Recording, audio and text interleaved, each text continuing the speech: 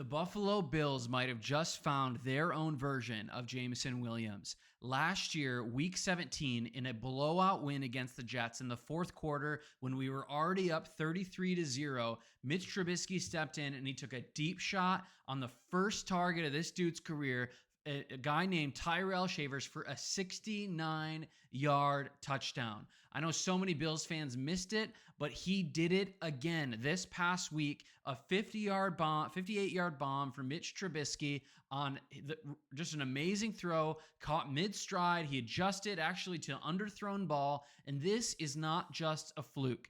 That's skill, that's composure, and it's speed where it counts and when it counts.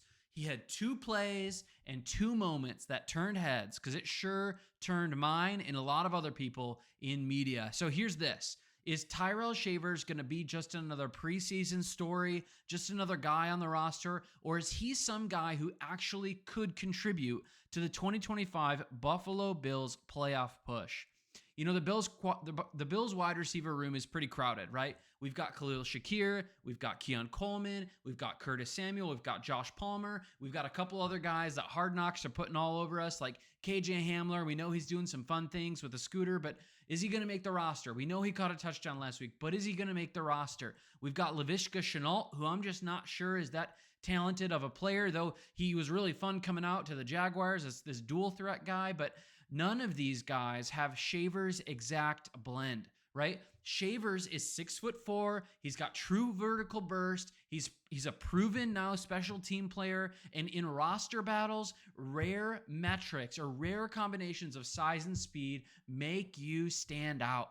And that's where we see the Jameson Williams comparison. It's not because Shavers is JMO. They're totally different people, but because they get flashes of the same exact gear. Have you ever seen Jameson Williams run down the field and just run past everybody? Well, we saw that with Shavers against the Giants this past week. We saw it last year against the Jets. He erases spacing, or he adds spacing between him and the defensive back every single time he zips down the field, and he's a vertical problem.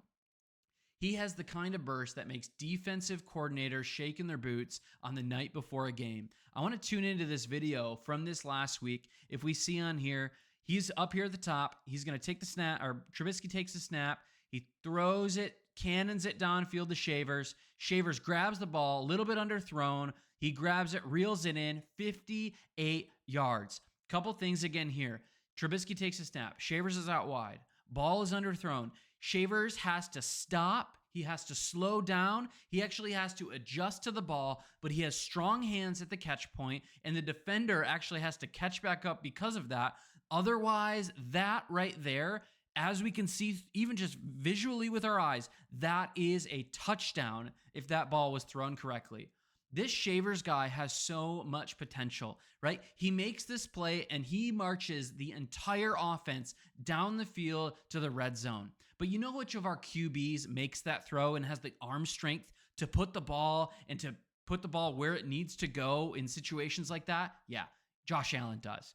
If Josh Allen throws that ball to Shavers, that is a home run ball. That's 6 on the board. You know, we don't have another player in our wide receiver group that has this side speed combo. I know last year we got Keon Coleman in the first round, and he's a fun player, right? He has got a lot of metrics, you know, physically and in his stature that he potentially could be like Shavers, but he's not as fast as Shavers, right? He's more of this back shoulder fade kind of guy than anything. But then we've got Curtis Samuel on the roster who's yet to really prove anything to us. He might be the fastest receiver, but he's tiny, right? Neither of these players have the size and speed combo that Shavers does, which is why we need to call him and look at him like a chess piece. He's someone who you can cycle in around the offense on a couple plays, just sprinkle him in a couple plays throughout the day, a couple snaps here and there that ultimately can shift the tables of a given game, of a given series, right? And remember, this isn't these players, this guy is not just some camp rookie hype. He's a guy who's been in our system, who's been on our practice squad, and when game reps come, he makes the most of those moments, right? That matters in the AFC if you want a deep playoff run. Explosive plays matter. Yes, we've got 3 great receivers, a couple tight ends, and now James Cook is back on the roster. But this is a guy, because of his side speed combo, can literally flip the script. It can be 3rd and 15, and we can have a go ball on that play, and we could score a touchdown. It could flip the script. Again, when your teams like the Chiefs or the Bengals or the Ravens, usually, or when you're playing against those teams, every explosive play that we could have matters, right? Same thing with like Xavier Worthy on the Chiefs. Like, absolutely dominant player down the stretch last year for the Chiefs with Rashee Rice out and with Travis Kelce getting old. It shows you that a player with this level of speed and athleticism can make a difference on your roster. And again, players other than those type of guys, or players on our roster that aren't like Shavers, like they will never contribute that sort of thing. Again, defenses are going to spend their weeks preparing for Shakir, Coleman, and even Kincaid, and even James Cook and Josh Allen. They're not looking at our roster saying, all right, who's this 6'4" guy who runs a 4.5, right? They're not thinking of him.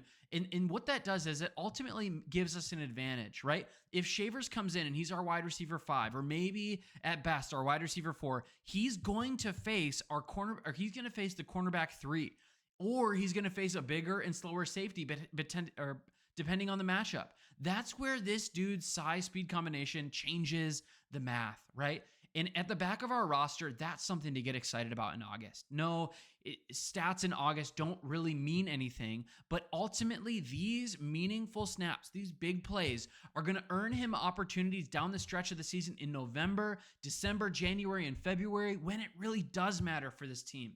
You know, the Bills know exactly what they have already in Shavers, a player with tools that you cannot teach. They're God-given tools that he has that other players, other receivers on our roster does not have, right? He's already shown us in limited opportunities he can maximize those. And I'm not saying, like pause, full stop. I'm not saying this is a wide receiver 1, play him every single snap kind of guy. That's not his role. He's a budget-friendly speedster with big size that can make big plays down the field. 8 or 10 snaps a game as a decoy, and then maybe 1 shot a game where he might every other week get 40 to 60 yards and maybe a touchdown, maybe not. Like, that's all you need to turn the tables of a game. That's how you help a contender, not by signing all these mid-wide receivers, but having a few guys who can make a couple big plays throughout the year. So Bills Mafia, the question for us today is, will the Bills keep Tyrell Shavers? Will they give him a chance to turn these big opportunities into big plays during the regular season when it actually counts? Because if they do, he's not just going to be a camp surprise or a surprise from last year against the Jets. He could be one of the keys for the Bills' 2025 success down the stretch. So, Bills Mafia, what do you think? Does this dude need another statement game to make the roster? Or in your mind, is he already worth it? Is he already worth it because of the value he's contributed so far? Drop your take in the comments below, but one thing's for sure, he's not done making splashes just yet. I'm Colin. This is Crack the Table. We'll see you tomorrow.